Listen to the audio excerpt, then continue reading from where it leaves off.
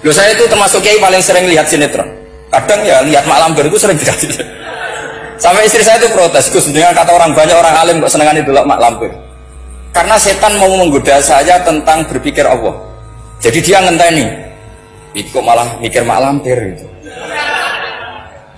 Setelah lihat Mak Lampir biasanya saya itu lapar, terus makan. Habis makan tidur. Setannya masih nunggu mau was-was. Ternyata saya habis bangun ngopi lagi.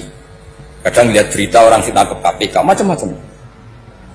Ini penting saya utarakan supaya setan itu tidak menang. Jadi ciri utama setan itu kata Rasulullah SAW, setan ini goda umatku, hadhil jibal khalaqaha Allah, hadhil ardo khalaqaha Allah, hadhil bihar khalaqaha Allah, faman khalaqaha Allah. Itu makanya banyak orang jurusan filsafat keblinger karena tanya Allah itu siapa.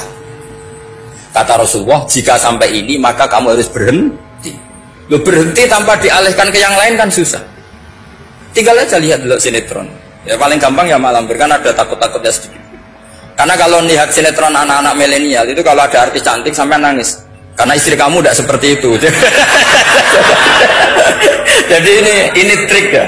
Trik supaya melihat TV tapi tidak nyesal. Makanya saya milihnya Anggrek Darmo, Mak Lampir. Ya saya nggak mikir maknanya, butuhnya setan bin mangkau itu. Karena ngenteni saya mikir itu, ternyata tidak mikir itu lagi. Jadi makom saya itu beda, sama-sama lihat sinetron. Mungkin saya jadi wali karena lihat sinetron. Mungkin ya. Makanya banyak wali itu nggak bisa diduga. Banyak orang jadi wali itu justru karena makan, justru karena melakukan hal-hal yang cara orang banyak itu salah. Itu Abu Yazid Al-Bustami itu pernah tanya sama Allah. Kapan nggak usah bayangkan caranya, tanya gimana. Enggak wali ya enggak tok. Sudah ada usah tanya itu. Tanya gini, ya Allah, orang seserdup saya dalam ibadah sedekat ini sama jenengan. Lalu saingan saya dekat jenengan masuk surga itu siapa? Sama Allah ditunjukkan orang yang tidur, itu tidur ya teman kamu yang tidur di kamar. Nggak terima Bu ya, ini gimana kok bisa setingkat saya orang yang tidak tidur itu. Yang saya ibadah terus istighfar terus. Tapi jawabannya Allah nih, woy ibadah terus itu mergo dia. Jadi kan nganggep aku itu rodok-rodok jahat gitu. Iki tuh ratu mergo yakin aku apian, mulane ditinggal turu.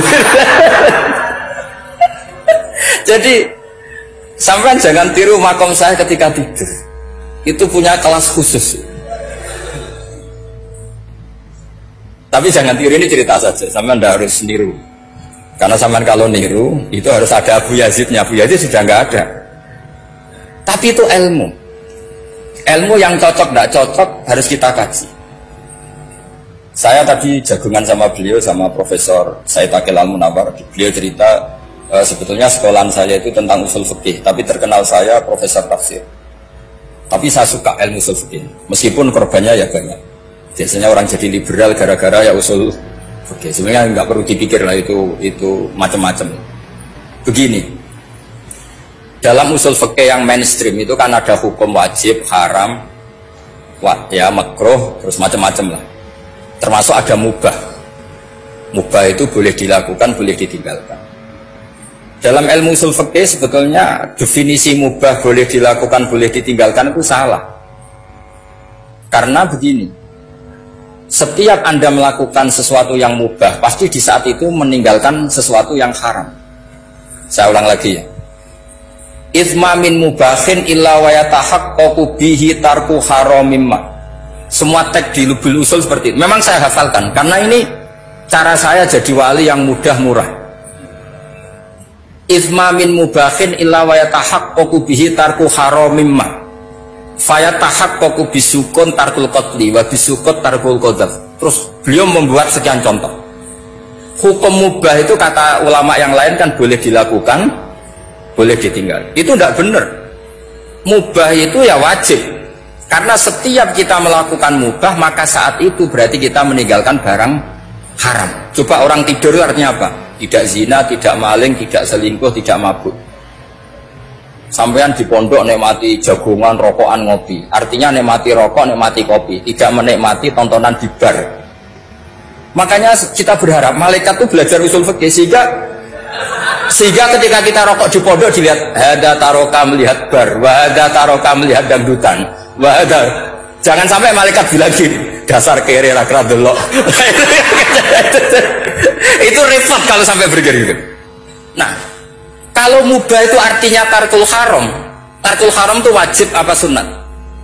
Wajib kan? Berarti setiap orang melakukan mubah hakikatnya melakukan wajib, dan itu artinya dapat pahala. Salah sampai ngaji nira khatam, jadi ngelakoni mubah itu mengira tetap mubah. Maka berbahagialah orang yang ngajinya khatam. Makanya setahu saya kiai Mbah Mun ya sering guyon. Setahu saya Mbah Mun kalau ketemu Mbah Mus ya guyon terus. Guyonnya ini adalah waminal qutbi kata Imam Ghazali. Qutbu hadzal al istildad bil mubahat. Poros agama ini pada akhirnya adalah nikmati sesuatu yang dibolehkan Allah Subhanahu. Orang itu kalau fasik, mau makan siang aja kalau nggak ditemani perempuan cantik nggak bisa makan. Mau jalan-jalan kalau nggak ditemani perempuan cantik nggak bisa jalan-jalan. Kalau kiai-kiai itu enggak. Gujluk-gujlukan gue seneng ira karuan. Dulu terkenalnya kiai Bisri, kiai diundang katanya mau ada menteri. Ternyata menterinya ya beliau tidak masak antok di sini. Karena maknanya menteri itu pembantu presiden. Semua kita adalah bantu presiden terlaksananya kedamaian itu. Loh iya kan? Saya berkali-kali ngomong di mana-mana. Apa artinya menteri pertanian kalau kita tidak nanam padi? Mbok pinternya kayak apa tetap nggak ada ketahanan pangan.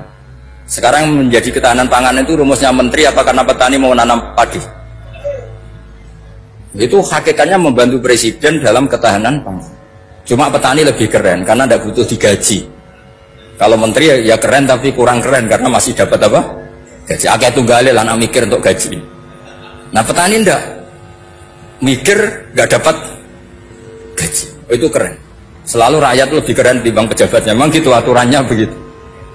Aturannya begitu. Kamu saja yang kurang syukur. Jadi rakyat tuh beremong, enak jadi menteri. Ya sudah itu hak kamu. Tapi saya tidak berpikir seperti itu. Maka saya ulang lagi ya. Kenapa saya ngomong seperti ini? Supaya tadi saya sudah bilang, saya sudah nggak menang dalam suara, harus menang dalam logika. Karena ini audisi, ini audisi. Di kabar Mbah Mus, nanti yang menang siapa tidak tahu. Tadi Pak Mu'ad, sekarang saya, kemarin Gus Zobur, nggak tahu saya. Nanti masuk nominasi apa nggak tahu.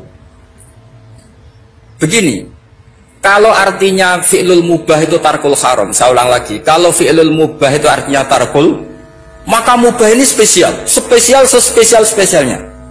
Sehingga Allah kadang ngendikan sederhana sekali. Wa min ayatihi manamukum billaili wan nahar. Termasuk ayatnya Allah adalah kamu ditakdir tidur malam hari maupun siang hari. Kalau kamu nggak malam hari, subuh hari, pagi hari, siang hari. Kenapa dihitung wa min ayatihi? Sekarang kalau ada pakar medis, pakar kesehatan bilang ini kalau kurang istirahat mati, kalau kurang istirahat jantungan. Berarti tidur adalah menghilangkan penyakit jantung. Obat paling mandi dengan orang rutin tidurnya itu masih mandi orang rutin tidur. Kamu beli obat harganya 1 miliar tapi gak pernah tidur 3 hari, tetap taqabbalallahu minna minkum taqabbal ya karim. Maka yang penting itu obatnya apa tidurnya? Tidurnya yang dibantu obat. Tapi kalau obat tok gak dibantu tidur masih sakit. Berarti penting mana tidur sama obat? Karena penting tidur wa min ayatihi. Orang kayak sampean sering delok YouTube, delok gambar semacam-macam. Barokah mana dengan tidur? Wong nak melek mripate delok macam-macam. Barokah tidur. Jadi tidur adalah perlawanan terhadap keinginan melakukan haraman. Ya saya ulang lagi, tidur itu adalah perlawanan terhadap keinginan melakukan keharaman. Jadi kalau mau tidur nyati gini, ya Allah, siap tidak berangan-angan tentang maksiat terus tidur. Oh, itu wa min ayatihi. Jangan kok gak duwe terus ngombe sing akeh ben iso ngantuk. Wah ini tidur yang untuk melawan kemiskinan. Supaya lupa utangnya tidur, lupa kasusnya. Itu udah akan jadi wali yang seperti itu. Kalau jadi wali tak gugat ya. Nah, sehingga karena mubah itu tarkul haram, Allah itu sering menghitung ibadah yang super itu halal mubah. Misalnya Allah ngendikan kulu washrobu, kamu harus makan. Sekarang gini, jaga kesehatan itu wajib enggak? Wajib. Kalau saya tidak sehat tidak bisa ngaji di sini. Apalagi Mbah Mus kalau nggak sehat ditunggu orang se-Indonesia fatwa. Dan di antara cara sehat kamu harus makan. Kalau nggak makan sakit. Lalu makan dengan posisi menyehatkan orang yang bisa fatwa, bisa mulang, bisa macam-macam. Posisi ini super apa tidak super? Super. Maka Allah kadang sederhana ngendikan ibadah itu kulu wasrobu jom kowe yo mangan yo. Tapi ayat ini menjadi tidak hebat kalau dibaca orang tidak pernah ngaji usul fikih. Pangeran piye toh terima ngongkon mangan kowe dikongkokno kulu. Wis ora usah ngono ya wis mangan. Rusak Quran kena makna niku rusak. Kamu tahu superiornya ayat kulu wasrobu kalau belajar fa inna fi'lal mubah berarti tarkul haram karena saat melakukan mubah artinya tarkul haram. Dan tarkul haram itu penting. Sekarang gini, merusak diri sendiri haram apa enggak? Haram. Untuk supaya tidak rusak kamu harus makan. Berarti makan wajib apa sunat? Wajib. Lho sing haram itu kalau tulung piring dintekno. Nah, dengan cara pemaknaan seperti ini Quran akan superior. Bahkan di ayat-ayat yang kelihatannya sederhana, kulu wasrobu wala tusrifu. Ketika Nabi Musa dimenangkan mengalahkan Fir'aun, itu Allah firman pertama gitu, kamu harus makan mimma razaqnakum. Cuma syaratnya wala tadghaw fihi fayakhilla alaikum ghadab. Kalau kamu berlebihan nanti dapat ghadab saya. Nah, khawatir saya kalau ilmu ini sudah hilang terus ayat-ayat yang biasa tentang kemanusiaan dikira biasa. Padahal ayat ini super, misalnya nikah. Nikah itu oleh Allah, perempuan yang kita nikahin itu oleh Allah disebut surga. Saya punya bukti, misalnya gini ayat ya, wala tangkihul musyrikati hatta yu'min wala amatum mu'minatun khairum min musyrikati walau a'jabatkum. Terus terusannya ayat wala tangkihul musyrikina hatta yu'minu wala abdu mu'minun khairum min musyriki walau a'jabakum. Terusannya ayat itu ulaika yad'una ilan nar. Para musyrikah yang ingin kamu nikahi karena mereka non muslim atau kafirah atau musyrikah itu hanya mengajak kamu masuk neraka. Maksudnya ngajak itu kan bisa saja kamu tertarik perempuan tadi sampai kompromi merubah akidah kah? Terusannya ayat wallahu yad'u ilal jannah. Harusnya dengan perbandingan kamu jangan menikahi musyrikah. Logika perbandingannya kan wallahu yad'u ila nikahil mu'minah. Saya ulang lagi, harusnya muqabalahnya kan wallahu yad'u ila nikahil mu'minah. Allah mengajak kamu supaya menikahi mu'minah. Tapi kata mukminah sama Allah diganti wallahu yad'u ilal jannah. Allah mengajak kamu masuk surga. Ila nikahil mu'minah. Artinya gini, setiap kamu hubungan intim sama istri kamu itu adalah menjadi kamu tidak zina. Jadi kalau kamu tidak zina, barokahnya istri kamu ini penopang kamu masuk surga. Makanya Rasulullah pernah ditanya, ibadah itu apa saja? Nabi secara ringan diantara jawabannya, wa fi buti ahadikum shadaqah. Sudah kamu ngumpuli istri kamu itu ya ibadah. Terus kata sahabat-sahabat, ya Rasulullah ayati ahaduna syahwatahu wa walahu ajrun. Yang benar saja Rasulullah, masa urusan gitu dapat pahala. Nabi jawabannya ya enteng, alai salawaduha fi haramin aka'ana ali wisrun. Kalau dia salah yang dikeloni kan ya dosa. Berarti kalau ngeloni yang benar juga pahala. Berarti istri kamu itu jannah surga. Cuma jannah yang agak aneh karena rewel itu agak aneh. Jadi itu jannah yang agak aneh. Maka supaya jannah ini tidak aneh, kata Rasulullah itu cara bersuami istri itu, kata Rasulullah halla jariyatan tula ibuka wa tula ibuka. Sebagian riwayat halla jariyatan tudhahikuha wa tudhahikuka. Kamu cari perempuan yang gampang guyon, gampang rileks. Mula abah itu rileks, mudhahaka ya rileks. Saya berkali-kali cerita, saya ini termasuk orang yang nggak pernah diskusi penting sama istri saya. Karena takut tegang. Biasanya kalau tegang itu yang suaminya kalah. Jadi saya itu gak pernah diskusi penting. Saya kemarin mau ke Pasuruan ya, mau ke Peloso itu ditanya mau kemana? Ya gak tahu.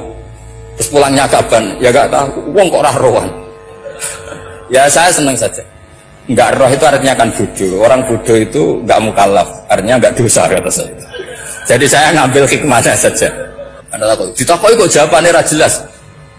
Orang jelas itu misteri. Memang dunia itu penuh misteri. Pokoknya tak itu. Pokoknya yang kira-kira itu jadi tidak penting. Rasulullah itu kalau debat sama istrinya ya milih gitu, milih mula abba mudhahaka. Kita punya sekian cerita betapa Rasulullah itu rileks ngadepin cemburu-cemburunan. Sayyidah Khadijah tentu orang yang super bagi Rasulullah. Sampai ketika adiknya Sayyidah Khadijah, kalau nggak salah namanya itu Halah itu, kalau datang itu Rasulullah itu menjamu karena mengingatkan suara Khadijah. Kalau muji Khadijah itu sudah langit Rasulullah. Sehingga Aisyah itu cemburu. Bagaimana anda selalu muji Khadijah? Waqad abdalakallahu khairan minha. Allah mengganti yang lebih cantik ketimbang Khadijah dan lebih muda. Maksudnya Aisyah. Kenapa masih muji yang sudah meninggal, tua lagi kan? Gantian Sayyidah Fatimah yang tersinggung karena ibunya ditua-tuakan. Itu ketika Fatimah cemburu, mangkelnya sama Sayyidah Aisyah. Mangkel manusiawi loh, nggak usah kamu jadi Syiah terus benci Aisyah itu. Karena kalau kamu jadi benci Aisyah berarti kamu nganggap Aisyah itu salah. Dan itu efeknya di Rasulullah, berarti Rasulullah milih istri yang salah. Makanya kita ini madzhabnya ahli sunnah. Abu Bakar tidak mal'un. Kenapa tidak mal'un? Kalau kamu bilang Abu Bakar mal'un berarti Rasulullah salah pilih teman. Umar tidak mal'un karena Rasulullah pasti milih teman yang benar. Begitu juga milih istri yang benar. Dalilnya tidak usah jauh-jauh. At-thayyibatu lit-thayyibi. At-yabut thayyib tentu Rasulullah. Berarti istrinya pasti thayyibah. Jadi madzhab ahli sunnah dalam madzhab sing jelas-jelas min baini farti wa damil labanan khalisan sa'iwal lisan. Jadi kalau kamu cari logika gampang saja. Nabi itu thayyib, bahkan atyabut thayyib. Padahal kata Allah at-thayyibatu lit-thayyibi. Ya jelas ya. Jadi ini tidak usah dimasukkan hati tentang konfliknya Aisyah dan Fatimah, itu biasa saja. Yang satu bela ibunya, yang satu bela dirinya. Sebenarnya Aisyah itu nggak niat ngiritik Khadijah, ingin diperhatikan Rasulullah saja. Terus ketika Sayyidah Fatimah matur ya Rasulullah saya supaya ngalahkan Aisyah itu gimana? Karena ibu saya sudah meninggal, ya memang tadi dia muda dia dan tahu betul orang kalau Nabi itu sangat mencintai Aisyah. Kata Rasulullah bilang gini saja, tetap hebat ibu saya karena ibu saya dapat Rasulullah rondo untuk Joko. Kowe ayu kaya apa iku untuk Dudo. Jadi rileks saja Rasulullah. Akhirnya ya semenjak itu enggak ngeritik lagi. Bahaya ini kalau ngeritik. Khadijah itu kan sudah umur 40 tahun. Janda dapat Joko. Aisyah perawan untuk Dudo. Keren mana? Keren Khadijah. Jadi tidak semua masalah itu Nabi itu menyelesaikan cara ekstrim. Nabi itu biasa mula apa? Santai. Nah, kalau para mbak-mbak ini ingin jadi surga yang enggak aneh, syaratnya jangan rewel karena di surga itu enggak boleh ada orang rewel. Tapi kalau enggak rewel sementara suami kamu enggak bener, ini namanya goblok. Maka kata Mbak Mun kalau ngijazahi santri-santrinya, "Cung bujum kudu rewel, enggak ngono fakir," kata Mbak Mun. Tapi santri yang di belakang gremeng, "Iya, Mbah, nak fakir, nak jantungan mati." Makanya sering itu. Jadi di antara ulumil Quran itu ada istilah maudhi'ul mudmar mengganti maudhi'ud dhamir atau maudhi'ul lafzi menggantikan lafz dan akhar. Itu memang agak jelimet di ilmu tafsir, tapi bagi pelakunya itu menjadi gampang. Ya tadi, ketika Allah melarang nikah hal musyrikah, saya ulang lagi. Ketika Allah melarang nikah hal musyrikah, normalnya perbandingannya